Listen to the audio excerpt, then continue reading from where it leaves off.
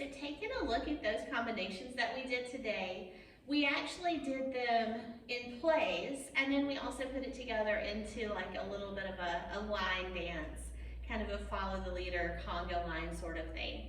So our first combination in it has the Turkish step to move forward and back if we're just doing it in place. If we were going in the line, we just did it forward the whole time. So our Turkish step, remember, is we step out and we twist that hip inward, and the way that we're accenting it is by putting that hand forward, that the hip, that same hip is going forward.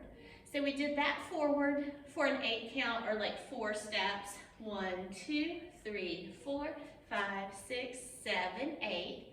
When we were just doing it in place, we would do a thing up here at the front, and then we would do that Turkish step to go back. So the thing that we were doing at the front was a shoulder shimmy for the next 8 count. So if you feel kind of bored just standing in place, you can kind of lean back and forth a little bit as you count to 8 in your head.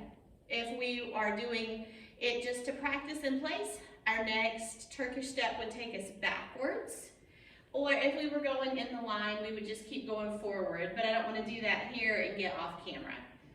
The thing that we did at the back of our Turkish step, or in the next stopping point in our line, was our hip shimmy. And to make it a little bit more interesting, we brought our hands up and around in front of us. And that was that first combination. It just had to do with Turkish steps and some accents. Then our next combination, we didn't have to worry about back and forth, because no matter which way we're going, whether it's just the practice that was in place or the line dance, this was a place where we would stop and do a few things just in that particular place. So we didn't really have any modifications here. What we started off with was a one-sided hip circle up, back, and down and around twice. So 2 one-sided hip circles. Keep in mind that my standing leg is soft, but the leg that the hip circles I was on is really bent and really flexible. We went from those 2 one-sided hip circles to 1 big hip circle around us, to 2 little chest circles, up to 2 shoulder rolls, because the music kind of sounded like it was lifting up higher on each one. So we started in our hips, and then we came up to our chest and our shoulders. So that was our second little combination that was in place no matter which way we were doing it. And then our third combination, we had some inverted hip circles coming up and in to propel us sideways. And if we were just doing it in place, we would go to the right, do the thing that we were going to do, go back to the left. When we were going in a circle, we were always going right, and we were turning inward so that you could see the body, but we kept traveling in that same direction that would have been forward when we were doing our Turkish. So we're doing an 8 count or 4 of those hips to get to the right. On that last one, go ahead and start bringing your arm down, because then you're going to stay in place with the inverted Maya. Basically the same move you were doing to travel with, but you're doing both sides. And then if we were going in our line dance, we would keep going to the right, and that means that we're turned to the angle so that the right is the same as forward. If we were just doing it in place, we went back to the left with the second set. So exact same thing that we had done before, just moving either back if we're practicing in place, or continuing to move forward to our right if we were going in the line. The thing that we did right here, once we got to our next stopping point, was that Tunisian twist. Now this one's the tricky one. We got to start with our feet rocking back and forth in place, and then twist that hip in front as you step down. And now you're going to think about your standing foot to start turning yourself in the opposite direction.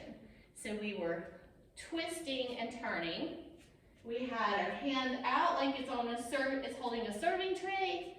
We had our down hand just kind of like keeping people away from that side. And we turned around for 8 of those steps. So 8 full steps, taking ourselves all the way back around. And you want most of the movement to be in your hip and not so much in your hand, if you can help that. And then once we got back to the front, just figure eights in place there. All right, so let's see what that looks like to the music. Just doing the back and forth in place kind of movements that we did.